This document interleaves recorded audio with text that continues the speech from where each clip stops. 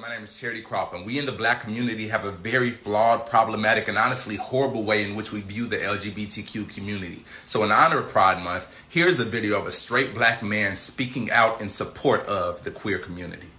Here's the first issue. Right as I'm making this video right now, there are people watching this video like, this nigga gay. And that's the problem. Just speaking out on behalf of supporting the queer community, we imagine that you gotta be gay in order to do that. You have to be, oh, he's secretly gay, or he's bi, or he's trans, or some shit like that.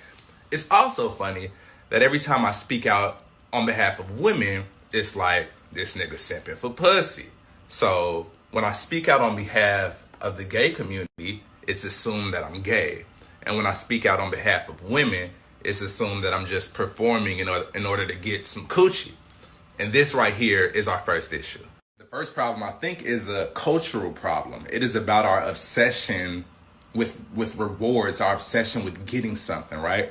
If I support women, then apparently I just want to fuck them. I just want them to think that I'm a pick-me-ass nigga and come give me some coochie, right? And the idea behind that is that we imagine that support to do anything, we must get something out of it, especially when you're putting yourself in a position to have some of your privileges taken away from you, right? Because if I'm speaking in favor of women, or if I'm speaking in favor of queer people, then what I'm suggesting is that there is some imbalance of power that is in favor of me as a straight black person.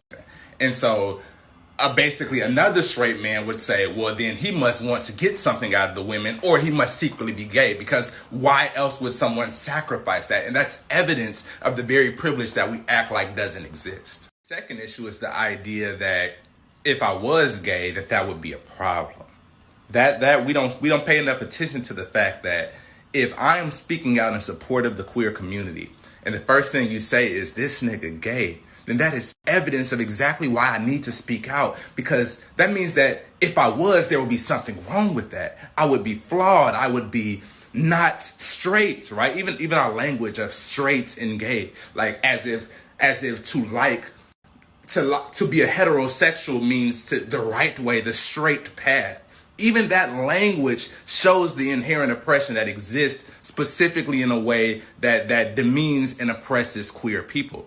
And that is what we're speaking out on. There is no, gay should not be an insult. Gay should not be an insult. It is a way in which people exist. And the longer that it is an insult, proves that there is an oppressive force against them. Then people's first response is, well, no, it's not that gay is an insult. It's just not who you are. And don't nobody want to get called not what they are. Nigga, stop it. Stop it. If I got a green jacket on, if somebody walks to me and be like, nigga, that's a blue jacket, I'm not going to say, nigga, no, it's not. It's a green jacket. Like, I'm not about to say that because I'm not defensive about whether or not my jacket is green or blue.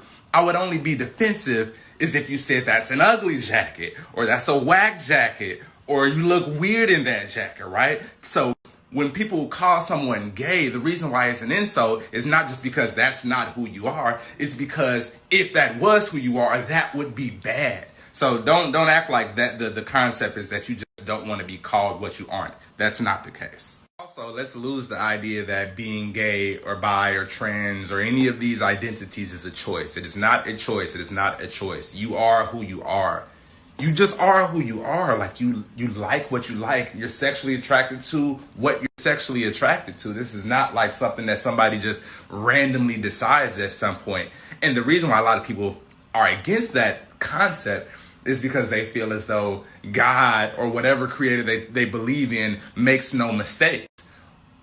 I also believe in God, and I would also say that God doesn't make a mistake. But again, back to language, I wouldn't consider gay, queer, trans a mistake, right? I would consider it a way that certain people exist. And if maybe that is difficult for them navigating through this life because of this oppressive system, then our responsibility is to fix the system, not the people. It's not that they are a mistake, it's that the way in which this society views them is a mistake. And I want to tackle all the issues, so be patient. Shout out my nigga Nick.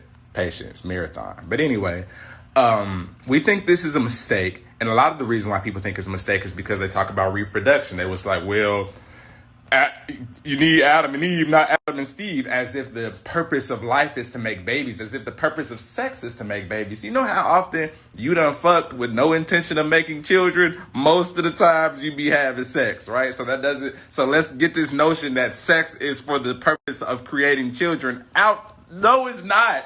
Yes, it does also create children, but we have sex because of pleasure. And if people are pleased by genders other than the normal gender that they're supposed to be interested in, then that's their choice. That's their pleasure. They want to be pleased by that. And again, not their choice. That's their design. That's where they are naturally gravitated towards. Back to this precision of language. Next piece of the puzzle. It's a government agenda to make the black man gay. Cat. No, it is not, bro. No, it is not. And I know you're like, well, yes, it really is. You're not paying attention to the facts. Let's talk about all of your facts, all of your theories as to why the government is supposedly trying to make niggas gay. Let's unpack it. So the first theory is this concept of depopulation. We say, well, because the white people are endangered and they're afraid of black people overpopulating them, they're trying to make us gay in order for there not to be an overpopulation of black people. Cap. In 1800, the population of Earth was 1 billion. Now, 200 years later, in 2020, the population of the Earth is 7.9 billion. That means that literally, as people have gotten gayer, we've reproduced more. We reproduce way more than when gay wasn't accepted. So it's completely capped. And that surge in people and population is mostly in the black and brown community, the very community that you think there's a depopulation agenda against. Cap. Oh yes, I'm back calm. The next theory is it's about black masculinity. We imagine that if the black man is made gay, then our communities are thereby more vulnerable to attack. We can't defend ourselves if black people are gay. Also cap.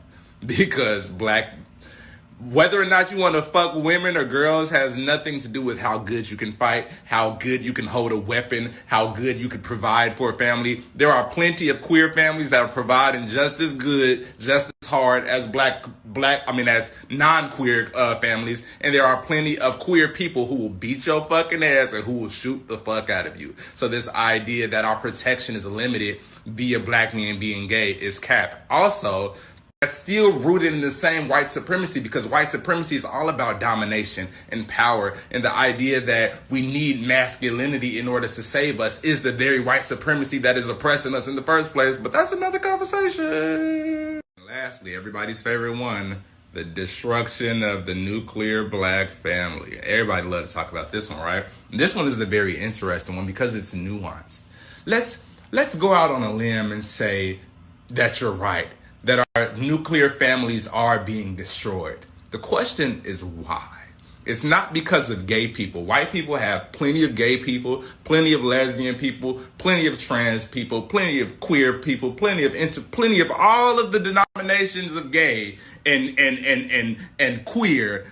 White people have that shit just as much as black people. That does not destroy families. What destroys family is socioeconomic oppression. It is not access to good resources in schools and money and upward mobility. All of these systemic things. It's the criminal justice system. That's what's destroying the fucking nuclear family. Niggas fucking niggas is not destroying the family. Police is destroying the family. Police! We're almost at the end of this video, but I got a few more things to say. One of those is that who's to say that two women adopting a child is not a nuclear family? Who's to say that two men adopting a child is not a family? Who's to say that a trans woman and a trans man who have artificial insemination is not a nuclear family? The notion that none of these things are real families is the very oppressive things that we're talking about, because they are families. You're just disgusted by them. And that disgust is what gets people killed. Your disgust, your disdain for the queer community is why people die. You and your disgust is killing the black community. I want you to own that. I want you to feel that, how that feels. And so, yeah, at this point, I've been talking too long. So here's the end. There are not more queer people, more lesbian people, more bi people, more gay people, more trans people. I know you're saying, oh, it's an agenda because we see it all over the TV. We see it all over the TV because finally people are being allowed to live in public. Their lives are being seen in front of our faces because we finally have some type of openness. These people have always existed. They have been in hiding due to the very system that we need to dismantle. That right there is a huge issue. So don't talk to me anymore about buck breaking and how white slave owners used gayness as a weapon of war against black slaves.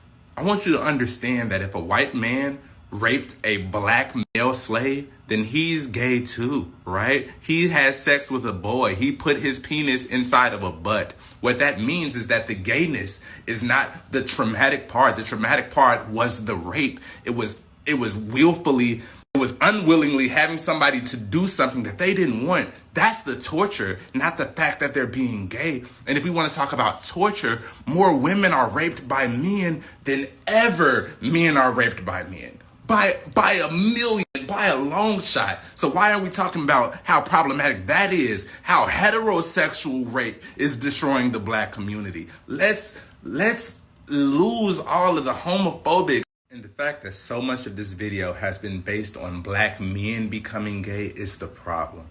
Because when black women are gay, we're not tripping on it. Because the problem ain't about gay. It's about femininity. It's about our idea of masculinity, right? Women wear pants every day. We don't call them cross-dressers. But when a man wears a dress, he's a cross-dresser. Why? Because we value being a man more than a woman. So if a woman dresses like a dude, then it don't matter. It's because she's just a fucking woman. But when a man dresses like a woman, suddenly we have lost something. Suddenly our community is at risk.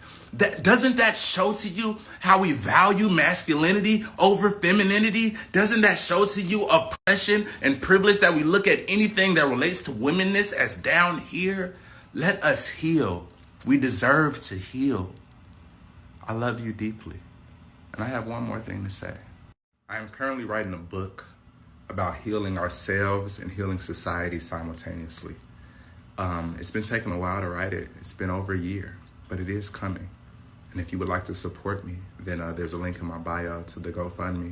And I would really appreciate any donations, anything that you would like to give and help be a part of this community that is helping to build a better world, to build a world that is free of oppression, free of violence, or at least violence in this type of way, systemic violence, right? More whole people, more healed people. If you would like to help me in that mission, then please support my book. The link is in my bio, and I'm grateful for you. I love you.